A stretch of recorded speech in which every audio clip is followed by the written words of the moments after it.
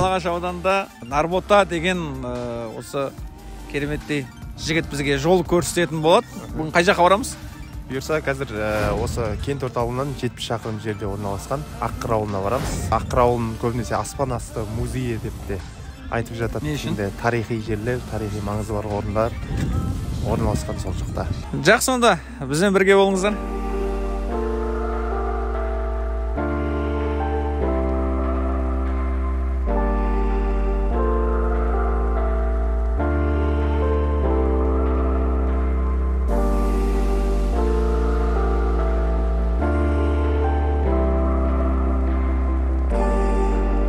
Ауылдағы бір күн бағдарламасының екінші шығарылымы Жалағаш ауданы Аққыр ауылында жалғасуда.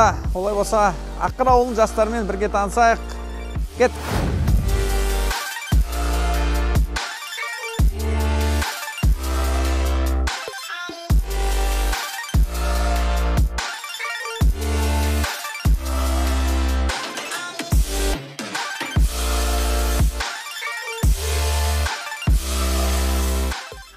Негізі ауыл мал шаруашылығымен айналысады.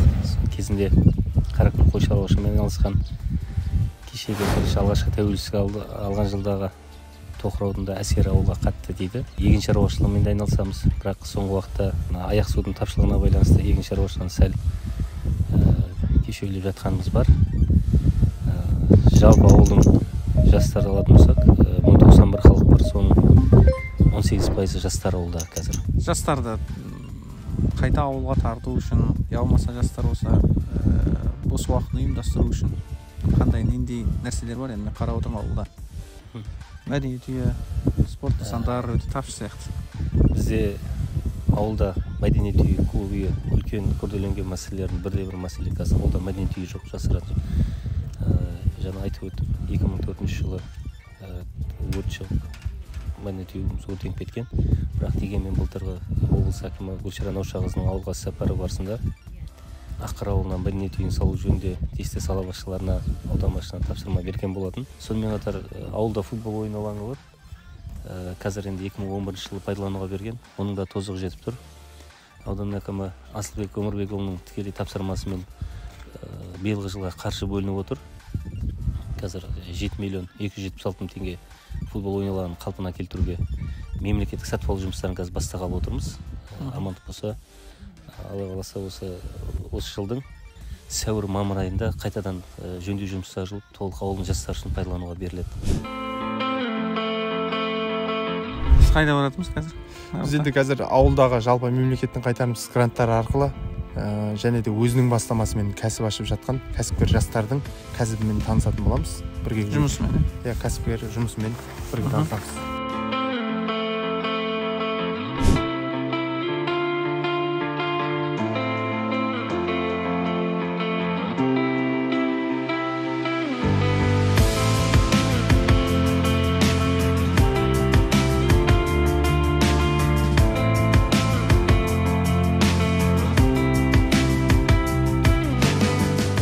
Аққыр ауылының ұстаханасы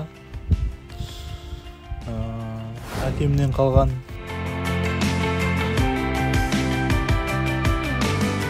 мемлекеттік бағдарламамен 505 мың қайтарымсыз кредит алып, сонымен сварка нелерімді алдым, өзіме керек жарақ жабдықтарымда. Көпіріне станок бар, темір жонатын. Ауыл шаруашылығына байланысты трактор әкеп қойдық. Пока өзім қыстың күні ондай көп жұмыс қылмайды. Жаздың күні адам келеді қасыма. Ауылға көбінесе пеш істеймін, баняның. Ворота істеймін. Анау-мынау нелердің керек жарақтарын істеймін. Бір отбасын асырауға шүкір жетеді.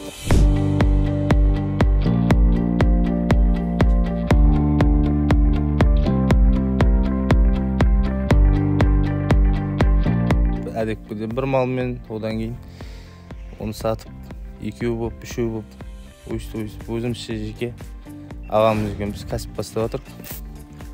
Осыны ары қарай дамытсақ па деп, үлкен кәсіп болсақ па, осыны нанды жесек деп, жазда бие сауамыз, қымызды сатамыз. Күз, қыс осындай бордақылаймыз малдарды. Әзірге өстіп бастап отырық. Жасың нешеде? 21-де. Қаражаттың көбісі негізі малда ғой. Көбісі бәрі сыртқа қарай қашады.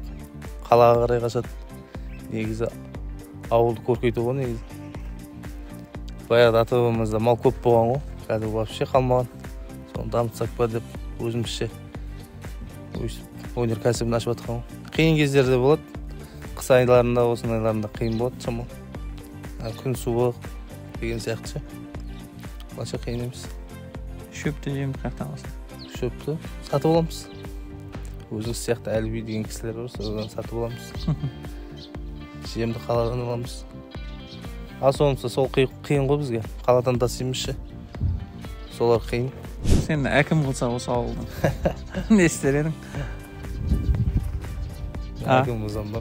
Мен ең бірінші армандаған ойымды, өзімнің ойымды жүзеге асырар едім негізі. Ауылдың жағдайын жақсартатын едім ең бірінші. Нема қай жағынан жақсартар? Қолымда тұрса, бәрі қолымда тұрса, клуб салдырар едім, асфальт салдырар едім, мысалы. Жастарға спорт мектебін салып берер едім, мысалы ше. Қолымда тұрса ше, егер де ауылды дамытуға үлес қосар едім. Қолымда болса.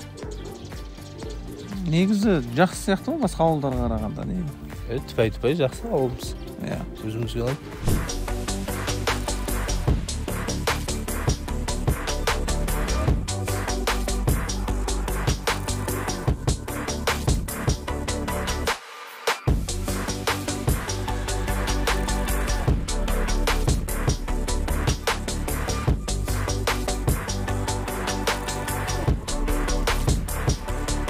Қызылорда облысы Жалағаш ауданы Аққыр ауылының атынан республикалық деңгейде республикалық премьер-лига ойындарына биыл жартылай финалист атандық. Қызылорда облысы Аққыр құрамасы.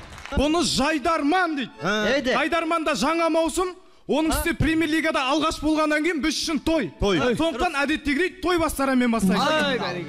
Берекеміз ай, берекеміз ай, құтты болсын Жайдарман. Берекеңіз ай, берекеңіз ай. Өзгеріс маусым құтты болсын! Құрылғанымызға көп болған жоқ, бір жылдың көлемі. Осы алдыңғы нарық тағаларымыздың айтуымен республикаға шықтық.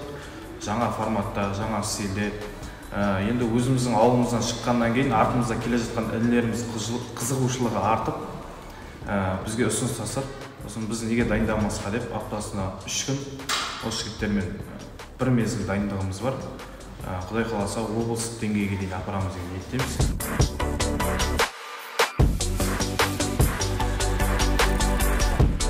Аққыр құрамасы 2021 жылы Қызылордада маусымашар өткен республикалық. Сол кезден бастап тұсауымыз кесіліп, республикаға жолдама алып, сол сәттен бастап жоғары лигада премьер-лиганың жартылай финалист атандық. Қазір өзіміздің жергілікті ауылда мәдениет үйінде жұмыс жасаймыз. Және осы бос кезімізде осы ауылдан артымыздан ертіп жатқан інілерімізге қызығушылығы бар балдарға осы қоғамдық жұмысқа қатысуға, осындай Жайдарман үйірмесіне келуге неше түрлі бағытта өзіміздің көмегімізді береміз. Қазір бірақ мәдениет үйі жоқ сіздерге осы мектептің ішіне дайындалған қиын емес пе негізі? Қиын болғанды. Енді мектепті білесіз, ауысым уақыты болады, азанғылық сабақ болады, түстен кейінгі уақыт болады. Сондай уақытта бізде шамалы динамика жағынан қысым болады. Өйткені бізге шабыт беретін музыканы қатты қоя алмаймыз. Өзіміздің ғимарат болмағаннан кейін мұғалімдерден қысыламыз, оқушылар қысылады дегендей. Құдай қаласа болады деп жатыр ғой мәдениет үйі. Мәдениет үйінің қызметкерлері осы жақта жұмыс істей ме сонда? Жоқ, өзімізде ескі здание бар. Сол жақта отырамыз. Оқушылар өлең айтатын балалар келеді, бірақ енді ғимарат талапқа сай емес.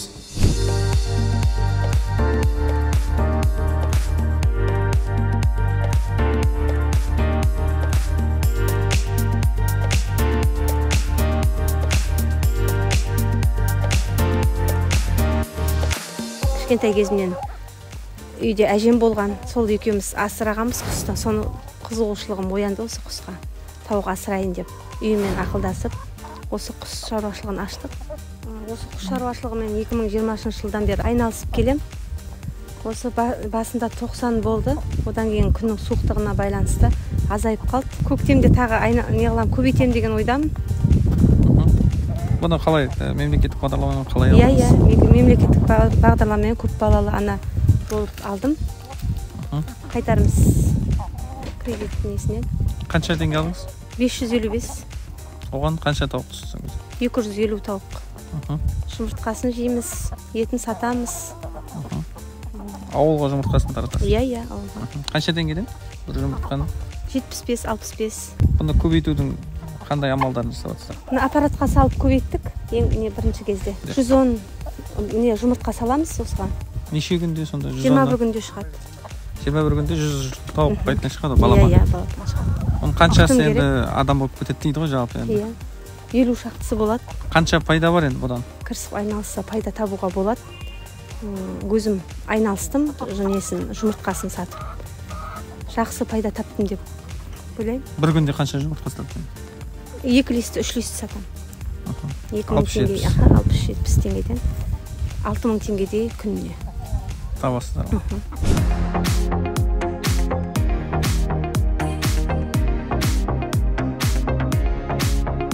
Бұрыннан да жастарға қолдау аз емес, 1.225.000 теңгеге дейін гранттың көлемін көтеріп жатыр. Соған біз ауылда үйрек өсіру, қаз өсіру, өткен нарықта қазір құс етіне сұраныс өте жоғары болып тұр. Қазіргі уақытта біз бір жобаны ұсынып отырмыз. Ауылдың жас жігіттер мынау Қытайдан шыққан шағын станоктар бар қазір. Соның ішінде носки, қолбақ тоқитын станоктар. Бағасы да қымбат емес екен. Сөйлесіп отырмыз. Қазір карантин талаптары дұрысталса, кәсіпкерлік бөлімі бізде 2%-бен беруге және залог мәселесі болған. Облыстағына даму кәсіпкерлікті қолдау орталығы бар. Солар кепілдеме беріп алуға жұмыс жасап жатырмыз. Қазір өзім сол жұмыспен шығайын деп тұрмын жасырады. Осындай мәселелер. Рахмет көп. Қандай ұсыныстар бар? Жақсы, негізі. Айтылмаған не нәрсе бар өзіңіз? Айтылмаған жастарға қолдау әлде де керек. Осы мемлекеттің қолдауын біздің жасыратын. Мысалға мынандай бар ма? Тікелей жастар саясатын дамытуға деген әкімдіктен мысалы бюджет қарала ма? Бізде жергілікті жерде ондай қаражат қаралмаған. Ауданда жастар ресурстық орталығы арқылы бөлінеді. Ол да көп қаржы емес, ол аздық етеді.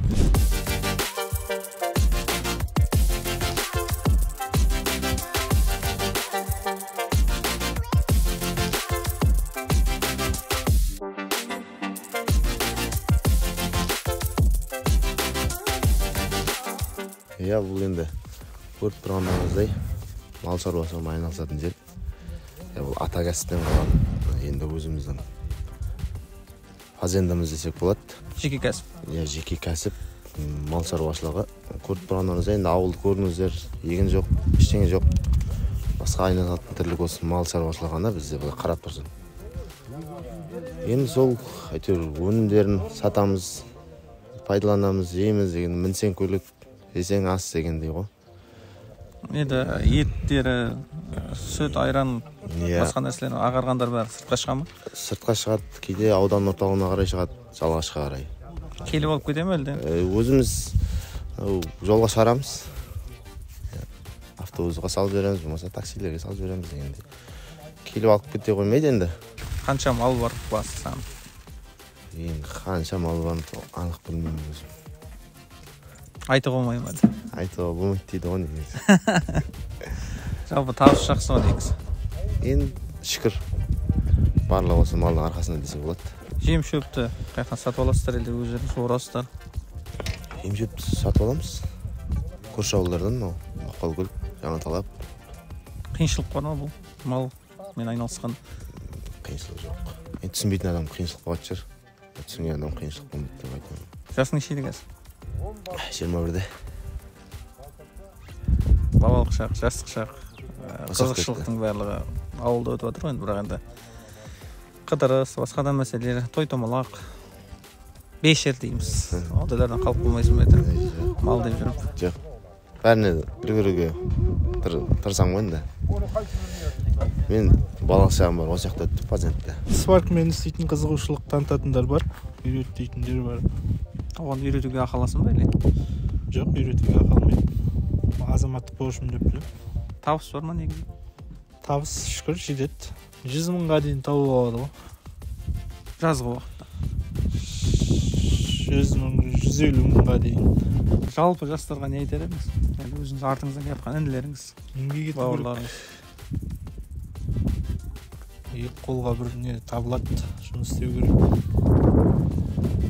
ауылдық жерде жұмыс көзін ашуға болады. Мүмкіншілік бар.